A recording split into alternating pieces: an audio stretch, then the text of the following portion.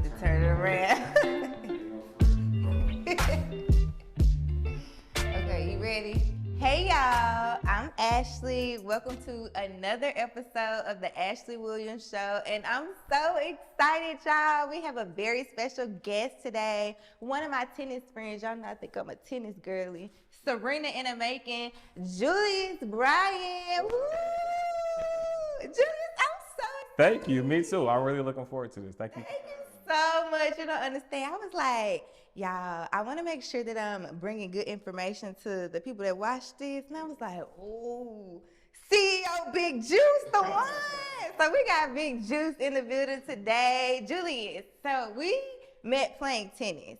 And I think all adults should get a hobby. And I'm not here to tell people what to do, but I think it should be something different than you've traditionally done. Like, tennis challenges me. I thought I was going to be Serena, very much not giving Serena.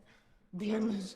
Not yet. So it's allowed me to really think about how I approach life. Like, I think I'm supposed to be perfect at everything. And tennis, you're just not gonna be perfect. Like, you really gotta work at it. So I've enjoyed it. So what brought you to tennis? Like, how did you end up at Coach Terry's drills?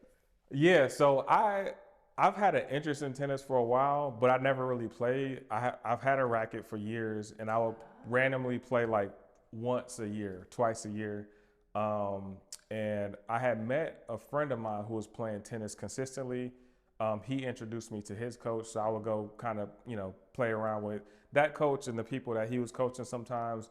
And then randomly, I was at the High Museum, and I ran into someone who I had not formally met before, but they saw me out on a hiking trip. And they were like, hey, were you at the hiking trip? And I was like, yeah. Long story short, they ended up telling me that they play tennis. And I was like, oh, I really want to get into tennis. And they were like, well, I go see this coach, Coach Terry. He's doing, that was on a Friday night. They was like, he's doing drills tomorrow. Like, you should come if you want to check it out. So I went to Coach Terry's drills, and I've been playing tennis ever since. So that was back in maybe like June or July, and I've been playing ever since. Well, Julius is way better than me. He was like, I just started. I was like, no, you did. You've been playing. I'm all right. No, but I'm glad you brought that up, because I think as we take a step back and allow the audience to see who Julius is, I think you have a lot of creative interests that make you a really cool person. So tell us about you. Tell us about some of those creative things that you like to do. Yeah, so I'm from Michigan originally, born and raised there, moved around a little bit after college, landed in Atlanta back in 2015 for business school. So I've been here for about 9 years now. Love the city so much, decided I was gonna stay here forever. I don't ever plan on leaving. And I do a lot of different stuff. I kind of like have a whole new life every few years. So I came here for business school, worked in corporate America for a while, have since left that to be a full-time entrepreneur. I've done art. I've done multiple art shows around the Atlanta area. Did a show at Art Basel once a few years ago.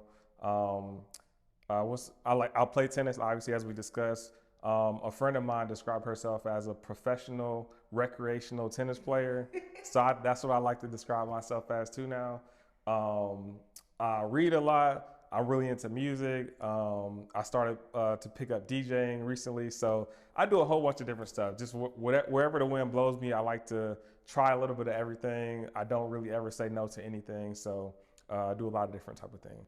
No, Julius, I think that hits right on for where I am in this season of my life and what I really wanted to bring to this podcast. So purpose is really important to me. Am I living out my purpose? What does that look like? And for me, the hardest part was pivoting. Like, I'm a type A person. I like my schedules. I like my 5-year plan. So doing things differently, And you just talked about creating a whole new life every 3 years. So how do you get comfortable with just up and deciding that you want to change?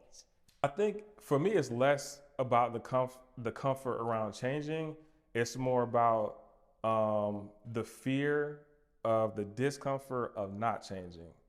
So I envision a time in the future where if I don't do the things that I'm doing now, and I look back and it's too late and the opportunity has passed and I don't have the opportunity to try these different things anymore. So that's why I really say yes to just about everything. I'll try almost anything once.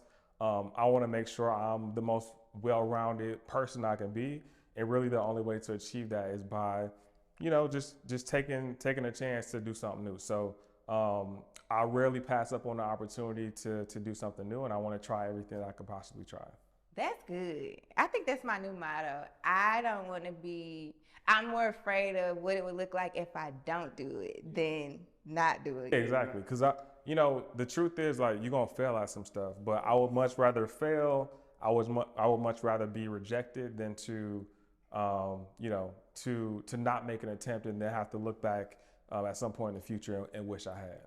That's really good perspective. So when we think about the shift you made from corporate America to Big Juice CEO, walk us through that. What were you doing in corporate America? The moment you said, nope, I'm ready to do this on my own. I want to hear the whole story. Yeah, so I finished business school at Emory in 2017. Took a job at Amazon, and I was running an analytics team at Amazon. So kind of like all the digital channels, like SEO, email, all that type of stuff. I was running teams that were basically ingesting the data from these channels and then kind of understanding how people were behaving with the marketing efforts, and then using that information to craft new marketing efforts to drive purchases. So that's what I was doing at Amazon.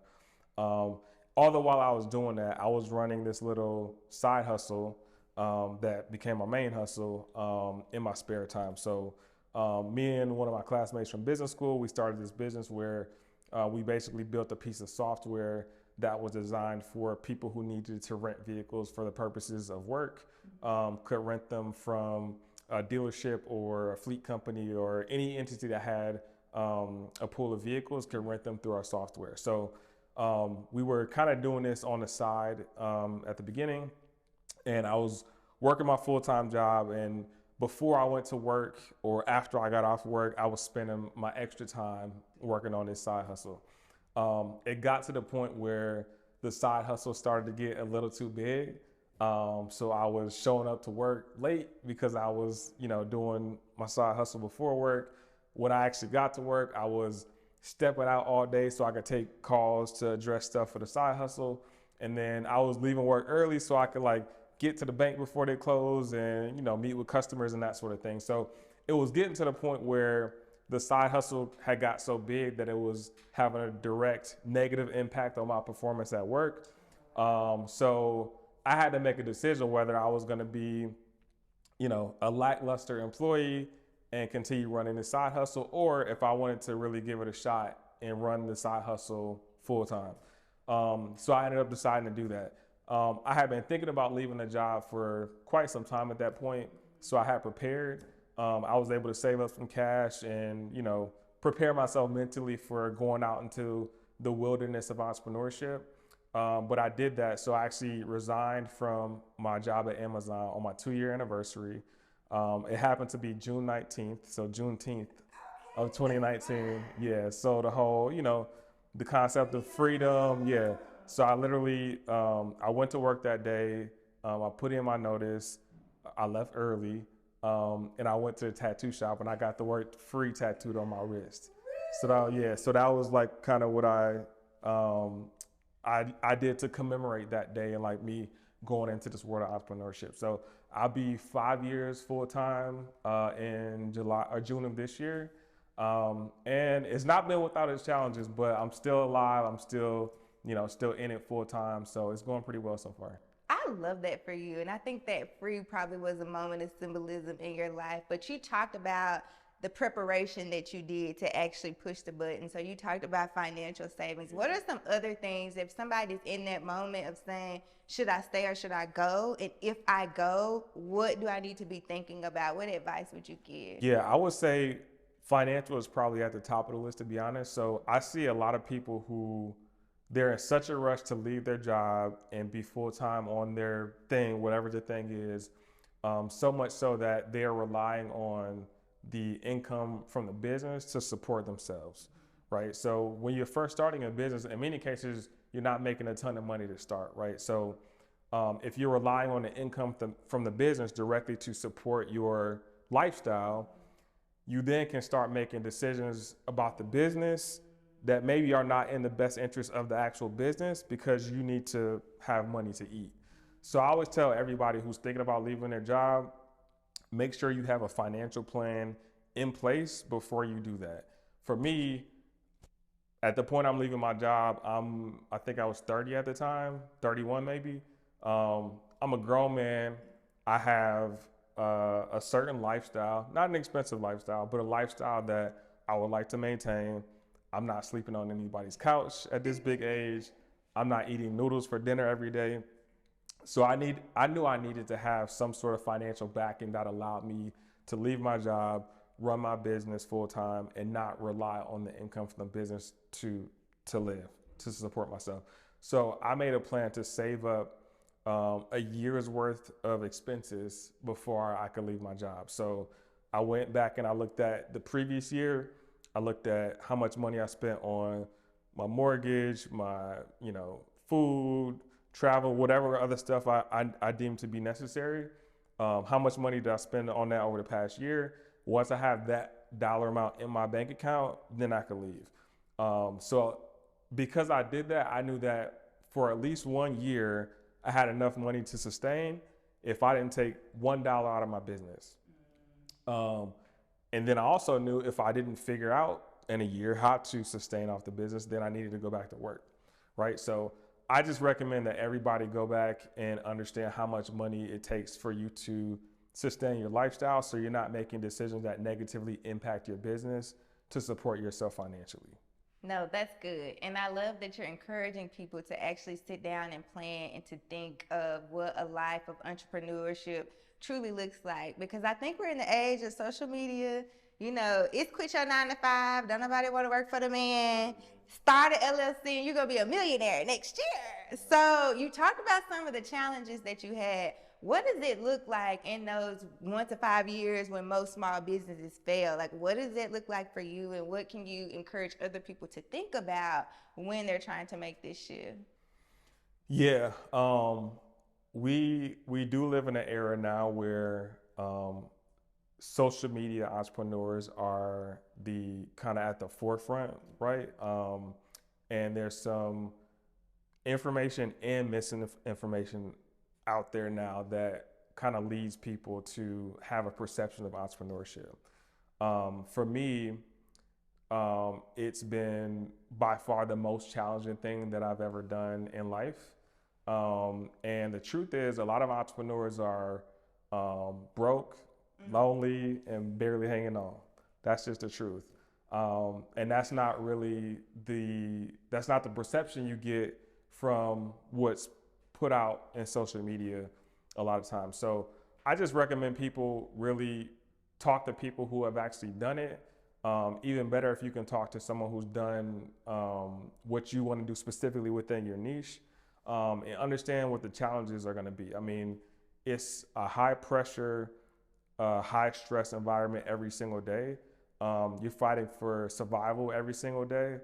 And I think a lot of people maybe don't quite realize that when they're thinking about going into entrepreneurship full time for the first time. So just make sure you're seeking out people who have actually done it, who can give you perspective on all aspects of entrepreneurship, not just, the wins, but also the losses as well. Yeah, that's good. You mentioned earlier about if you aren't planning well, you might make business decisions so that you can just eat. Can you talk about what it's like funding a business? So how do you actually get it to a point where it's profitable and it can feed you and sustain your lifestyle? Yeah, so that's a great question. I think to answer that question, we have to talk about the difference between a small business and a startup, right? So, yeah, so my business actually started as a small business. So we were actually buying vehicles and renting them out to workers who needed them for work. Small business generally is bootstrapped, so you're funding it out of your own pocket. Maybe you can borrow money from a bank if your revenues and your profits allow you to do that. Potentially borrow from friends and family, but in many cases it's bootstrapped. So that's what a small business looks like. Startup, in many cases, you're going to venture capitalists and saying, hey, I have either this idea or I have this, this business that's still in its infancy. We believe this business can be worth multi-millions of dollars one day. So will you, investor, invest money in our business so that we can continue growing it, sell it at some point in the future and make everybody rich? So we started as a small business and then we transitioned into a startup. So for us, I was working full time. So I was literally using my paychecks, me and my partner using our paychecks to fund the business. And then ultimately we grew to the point where we felt like we could go raise venture capital and potentially make this thing really big, worth millions and millions of dollars. So we did that. So we raised $1.2 million from a venture capitalist called Collab Capital based here in Atlanta. And Julius Bryant, yeah. So they're our investors. So we raised money from them, and then we've used that to kind of continue building out the software, get new customers, and the hope is that we can continue building that, and then ultimately sell it one day for multiples of what the investment was. So that's one thing that people don't always realize when you do raise venture capital. If you go the startup route, the plan is you have to plan to sell the business, right? So I always tell people, if you plan on going that route, you have to be very intentional about not being so attached to this thing, because at which point you raise money, the investors only get their money back if you sell it, right? So I always tell people to make sure you are not becoming overly attached and that you kind of have some separation from your business in some way, because you will more than likely have to sell it at some point in the future. Ooh, let's talk about it, Julius. I think it's a good point to bring up, because I think our community, the Black community, doesn't know what that means or doesn't know what that looks like, because we come from a generation of not having much. So when you finally get something, you want to hold on to it. You want to leave generational wealth for your family. So talk about why it's okay to sell your business if you're a Black business. I feel like we go off on the Shea Moistures and the other organizations of the world that have sold their businesses. Yeah, I hate that that's the case, because the truth is, if you are creating something of value, if you don't ever sell it, it's just value on paper, right? And I think a lot of times we care too much about, we as a community, we care too much about what I consider to be the wrong things, and in many cases that looks like vanity, right? We care about saying that we own this business. We care about saying that we're the CEO of this business. And I think we need to shift our mindset to be more about value, tangible value. The most successful entrepreneurs that we talk about have all built, scaled, and sold. That's kind of the playbook if you want to get wealthy and actually have generational wealth to leave your family. So I think we need to get a mindset of that: build, scale, sell. Those are the three necessary steps that it takes to really to have the financial exit that we hope. So when we talk about exit, it means selling your business. That's how you create generational wealth. And I wish more of us would have that at the forefront, and kind of be building our businesses with that in mind. Yeah, I need to make a song. Build, scale, sell. Hey. No, I like that. And I've never heard it broken down like this. I really appreciate you. Look, dropping dreams. Big CEO juice. So another thing that you brought up is, on that thing, build, scale, sell, you have to be able to approach people who are going to give you money to do those things. So you talk about your partnership with Collab. How do you get to that point? How do I become at a certain place in my business where I can walk up to a venture capital fund and say, hey, I'm the one you need to invest in? Yeah, so really it's all about storytelling, right? So when you approach an investor, in many cases you have a small business. Sometimes it's not even a business. Sometimes it's just an idea. And you have to tell a story that compels these people to give you sometimes millions of dollars to build out this idea or this small business into something that could potentially be huge. So it's really about understanding who your customer is, being able to communicate what your product or service provides to that customer from a value perspective, and then how there's enough customers out there to buy enough from you for this business to create X millions of dollars of revenue and ultimately create enough value such that a larger business wants to buy your business, right? So when you create a startup and you take on venture capital, as I mentioned earlier, you're gonna have to sell that business at some point. And again, we call it an exit. So that means a larger business is coming to buy your business, or you go public, meaning you list that company on a public stock exchange, in which case essentially the bank bought it as opposed to another business. So it's really about, if you're approaching an investor, you want to communicate whatever this small infancy of a business is, how it gets to that point where it's going public on the stock market, or someone wants to buy it. It boils down to the numbers. How many customers are out there potentially?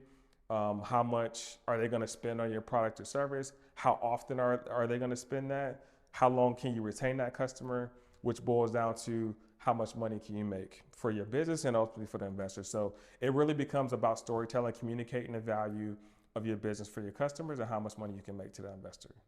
Gotcha. So you have a partner that you refer to, because you keep saying we, and then you have another partner in the form of an investor. What do those relationships look like, and how do they affect the day-to-day of you running your business? Yeah, so finding a partner, whether it's a co-founder or investor, is very much like dating. And when you take on an investor, that's generally considered to be like a 10-year commitment, right? We're in this journey together for 10 years. So you definitely want to do your homework and your diligence on investor the same way they're doing their homework and diligence on you before they invest this money into your company. Same with co-founders. So for me, I went to business school with my co-founder. So we had a lot of touch points before we ever actually started doing business together. And we also had a lot of the same kind of hobbies and interests. So we did other like random stuff together before we started. We actually shot a film together, and like all kind of other stuff. So I knew before we ever put anything on paper to actually be partners that, one, we got along, right? Because I see a lot of businesses fold because the co-founders just don't get along. They don't like each other. So we actually genuinely like each other as people. A lot of people say not to do business with your friends. I don't really quite agree with that.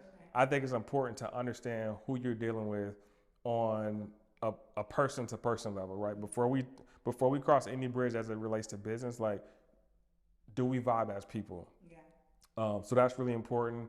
And then the same with the investors. So I've known my investors outside of their actual investment as people far before they invested in my company. And that's part of the reason they invested. They said after they cut the check, they were like, we saw you around, we met you, we got to know you, and that further convicted us to want to invest in your business. So just having those relationships in place before any paperwork is signed, any money is invested into your account, understanding who you're dealing with as people, and is this somebody that you want to be on a 10-year ride with? Nice. I like that, because I think another thing about our community in this generation is feeling like we have to go at it alone. I'm independent. I don't need no help. I'm too afraid to be vulnerable to ask for help. So explain to me if you were vulnerable before this moment, or how you've had to kind of humble yourself and say, I can't do this alone. Yeah, I mean, vulnerability is mandatory in this space, right? You have no choice but to be. I definitely don't think that, I would like to see more of us stop trying to do things alone. And I've talked about this before, but 96% of Black-owned businesses are sole proprietorships, meaning we have no employees, and we're running a whole operation alone, right? So if you think about what that truly means, it means you're relying on the time and energy of one person to run the whole thing. So this one person is fulfilling orders, this one person is doing customer service, this one person is running payroll for themselves because they don't have any employees, and a lot of other things. You can never really build a large, sustainable business when you're doing it alone. So you may have to start alone. And I think it's important that in the early stages, whether you're alone or not, you are truly entrenched in the business. You understand how to do every job so that when you do hire somebody, you know what you should expect of them. But at a certain point, you have to have a team to really help you grow, sustain, and ultimately exist and survive. Because if you don't, the likelihood of you surviving is a lot lower when you're doing it by yourself. So to answer your question about vulnerability, in order to have a team of people around you, whether it's a co-founder or employees, there is a level of vulnerability and trust that's necessary to have this team that's going to allow your business to grow and sustain. We gotta trust people, y'all. It's okay. Let's go to therapy so we can get there. Amen. I stalked your page before this episode, admittedly, and you gave a really good explanation on some platform you were on about the difference between scale and growth. And I feel like people need to hear it. So I think you should keep saying it so more people can hear it. Talk to us about that. And I think that's some of the frustrations we see when we go into Black businesses. We just have never been able to communicate what it is. So I hinted at it a little bit earlier, but we talk about scale and growth a lot as if they're the same, and they're actually very different. Scale is actually a measurement of efficiency, right? So if I'm talking about growth, I'll use an example. Let's say I make pizzas. I got a pizza business, right? Growth would look like if I have a company that orders 10 pizzas from me every Friday, right? Growth would be, I want to be able to sell more pizzas so I can go to the same company that orders those 10 pizzas and somehow convince them to order 20 pizzas every Friday. That's growth. Or I can go to company B and convince them to also order 10 pizzas from me every Friday, right? So that's growth, right? You're increasing your sales volume and getting more people to buy from you, or the customers that you do already have, you're getting them to buy more from you. That's growth. Scale, as I mentioned, is efficiency. So if I'm thinking about, in that same example, if I have a pizza business, scale looks like it takes me 10 minutes to make a pizza, right? So to make those 10 pizzas, it takes me a total of 100 minutes. How do I figure out how to make those same 10 pizzas in 80 minutes instead of 100 minutes, right? So that's what scale looks like, driving efficiency. And that can happen a lot of different ways. It could look like I hired an assistant to help me, to pump out these 10 pizzas every day, every Friday.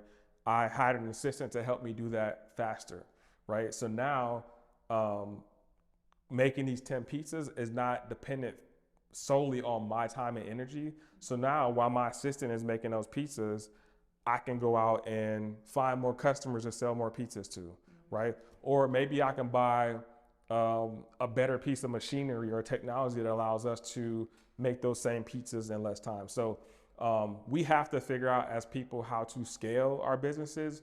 Growth is good. Obviously, we want to grow, but as you grow, you have to figure out how to be more efficient and get more output with less input. That's how you really have a sustainable business. Yes, I like that. And I feel like that's why Keith Lee was frustrated in Atlanta. They have the growth, but the scale is not there. So y'all need to take a Big Juice masterclass.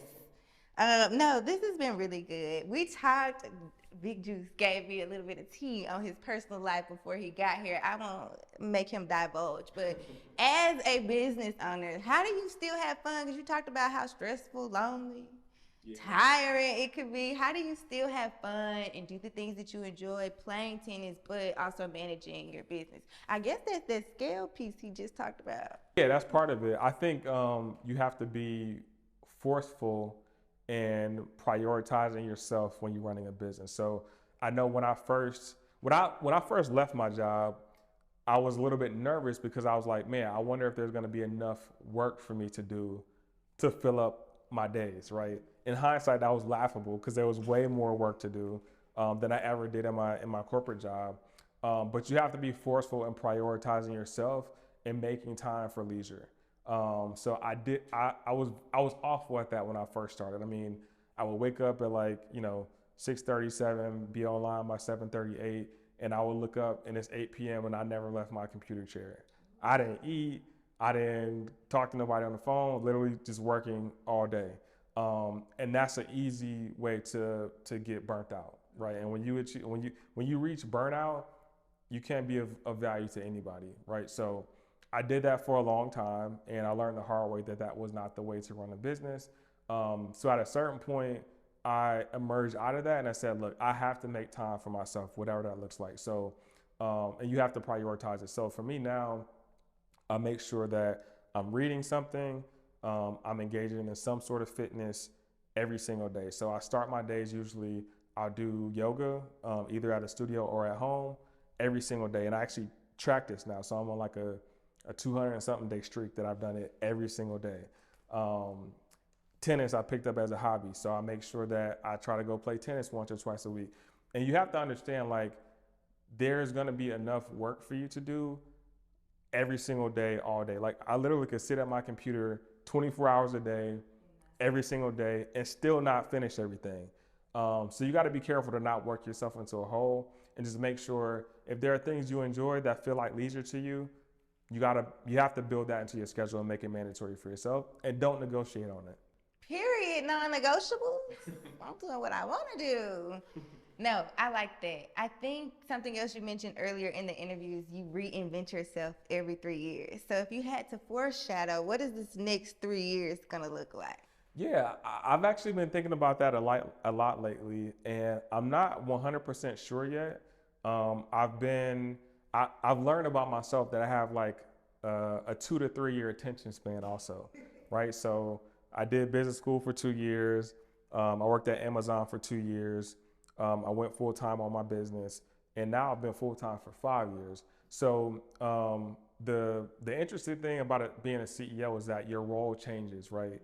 Your title don't change, but your role might change, right? So for the first 2.5 years of me being full time, I didn't have a team.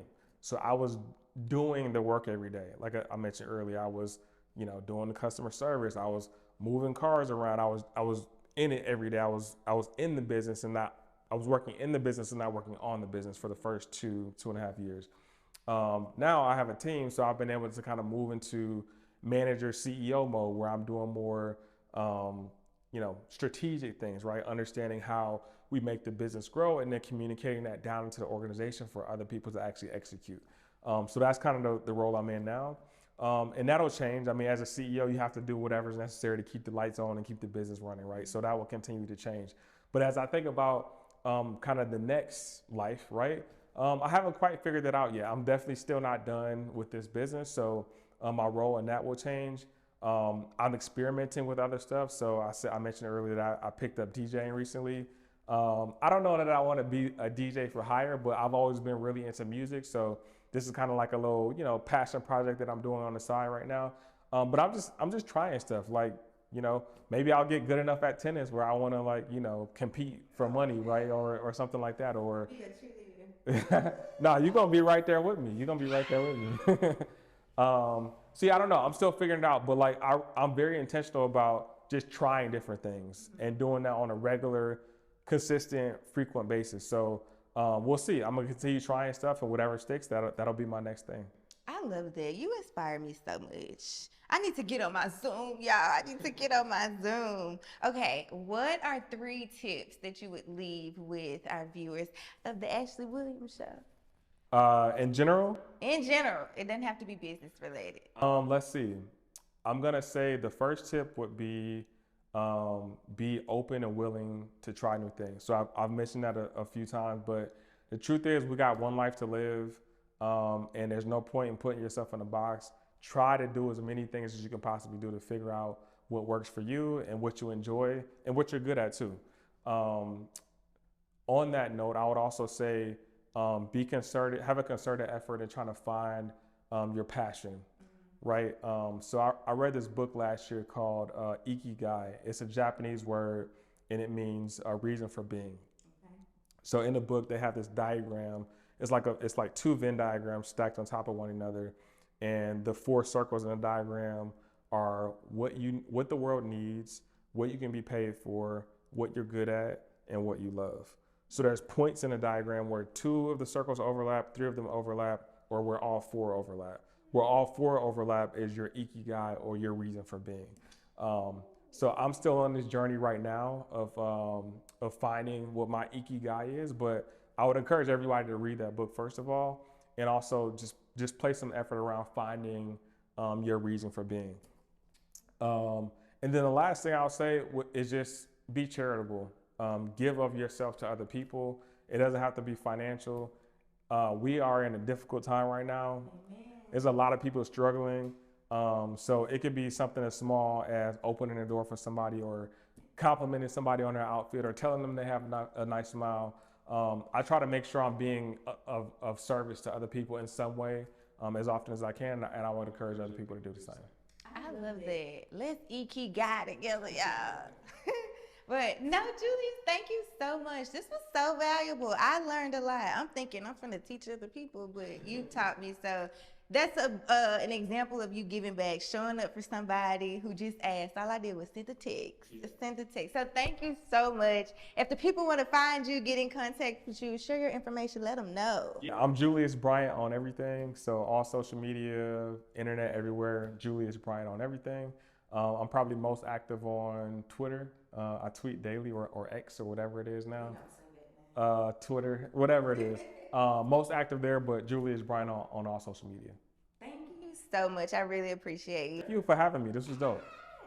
Thank y'all for tuning into another episode of the Ashleigh Williams Show. Please tune in every week. We will be back with another special guest. Go be awesome today. And don't forget to like, comment, and subscribe.